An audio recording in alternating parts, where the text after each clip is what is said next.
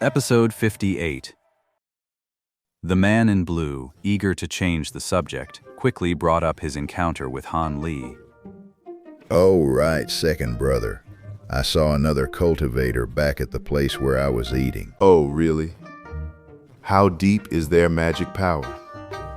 Their magic power is shallow. Looks like they've only just reached the 7th or 8th layer of the foundational technique, barely qualifying for the Ascension Assembly. I really don't get it. With such shallow magic power, what's the point of coming to Lanzhou to join the fray? Do they really think they can get lucky and win the Ascension Assembly? How old is the other party? About 17 or 18. That's about right. They most likely came with an elder, just here to gain some experience and broaden their horizon. I'd estimate this person will only truly participate in the next Ascension Assembly, 10 years from now. Ah, I see. So that means their aptitude is actually pretty decent. In another 10 years, he might actually reach my level. Don't get so full of yourself. The level of skill you just reached with the 10th layer is a dime a dozen at the annual Ascension Assembly. Save your boasting for when you actually reach the 11th or 12th layer. Honestly, if I could reach the 10th layer and beyond without taking a foundation establishment pill, why would I even bother with the Ascension Assembly? Why not just take a master directly? Hey, second brother, why are you walking so fast?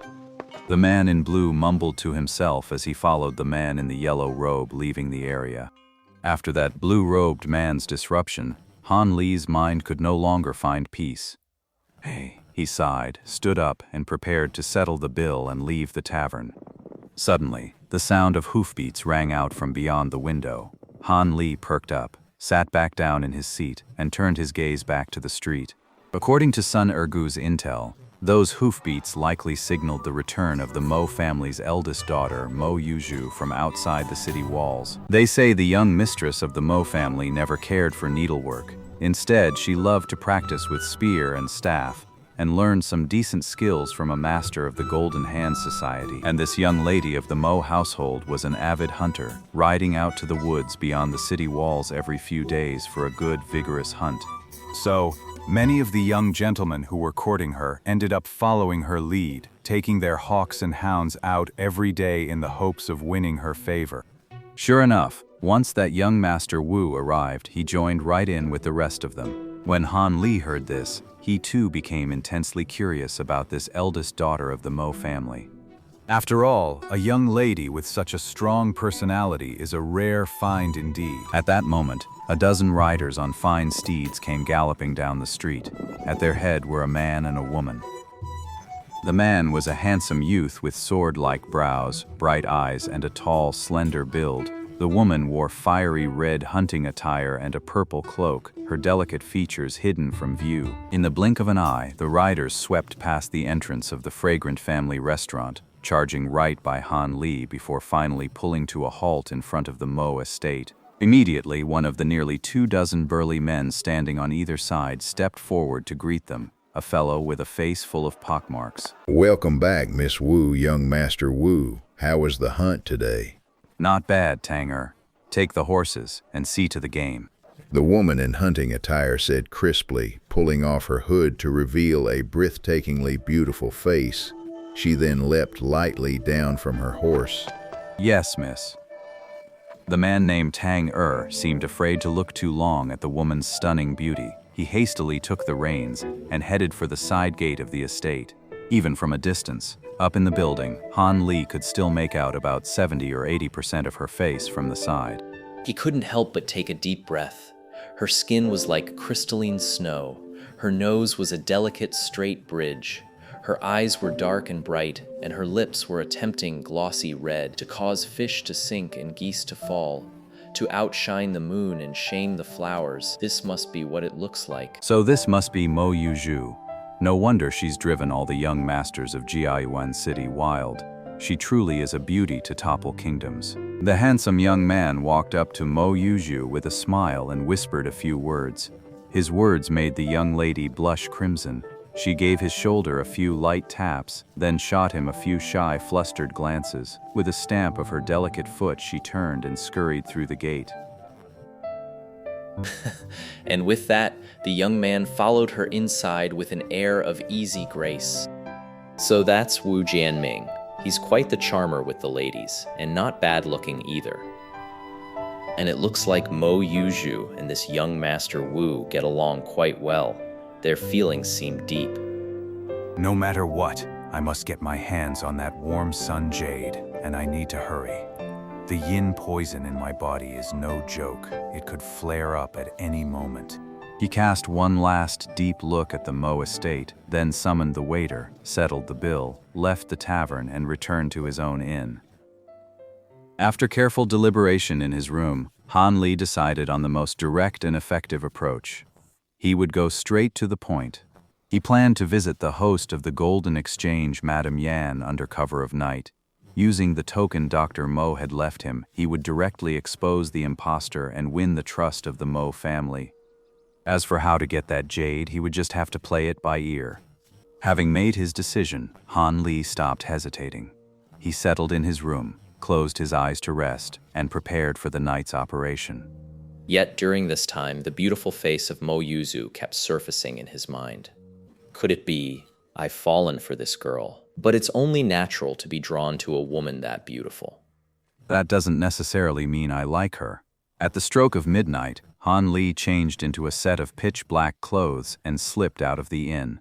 He avoided the night watchman without incident and arrived outside the Mo estate. After circling the compound once, he gave a light chuckle and, right under the noses of several guards, dissolved into a wisp of green smoke, slipping into the estate's rear garden. The rear courtyard of the Mo estate was a sizable garden filled with many rare flowers and herbs. Though the darkness made them hard to see, their rich, heady fragrance was intoxicating. Han Li couldn't help but take a deep, appreciative breath. Someone's been growing medicinal herbs here.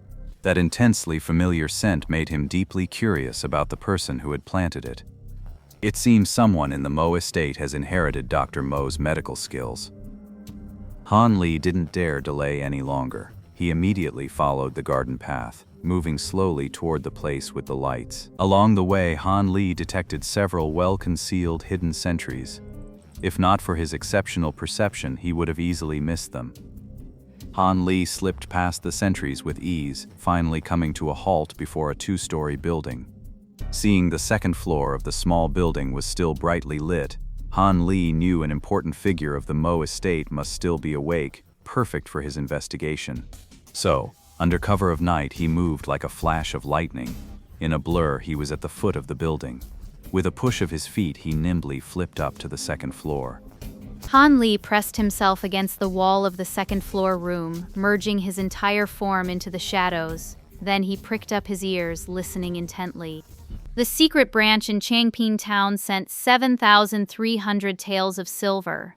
The one in Lugu Town sent 5,800. The one in Lanyu Town sent 10,500. And the one in Wuling Town, this is the silver sent by the hidden outposts last month. It's down by more than a quarter compared to this time last year.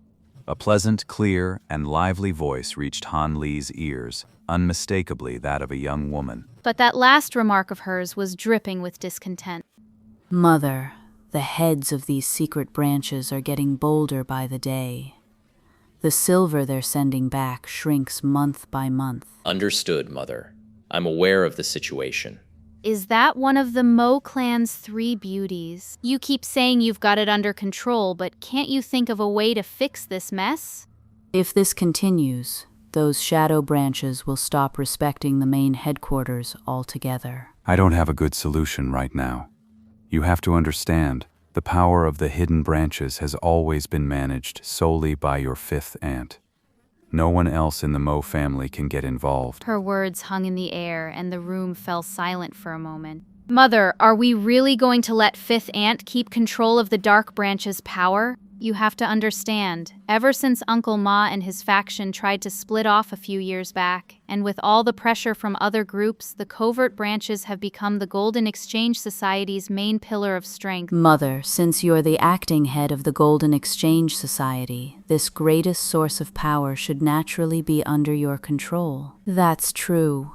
But when your father left, he entrusted the secret branch to your fifth mother after all. I really have no excuse to interfere. And now your fifth aunt hands over most of the branch's monthly profits to the main hall. It makes it even harder for me to step in and ask questions. But our gold exchange society is already so weak. If we don't consolidate our forces, how can we ever hope to make a comeback? Father, really? If he's already entrusted the Golden Exchange Society to you, Mother, why would he then hand the secret branch over to fifth aunt? Don't talk nonsense. Your father has his reasons for doing things this way. It's not for you as his child to comment on them so carelessly. All right, I admit I was wrong, okay? It seems Mother's devotion to Father hasn't wavered one bit.